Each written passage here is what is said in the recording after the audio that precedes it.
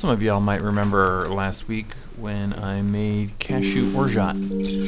We came up with some delicious drinks using that, including egg white sour. We decided to push it a little further and make a delicious flip using the Cashew Orgeat.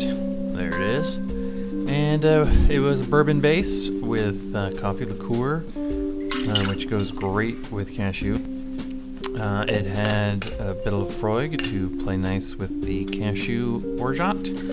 And if you don't know, a flip is a drink that contains an entire egg. It makes it real frothy, real rich, almost desserty.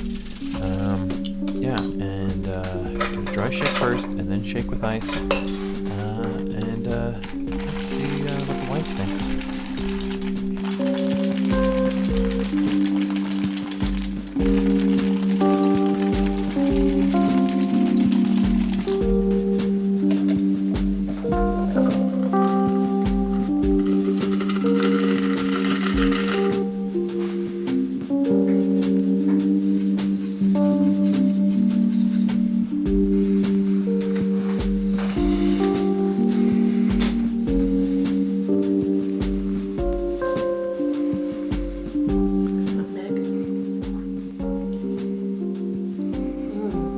Like dessert.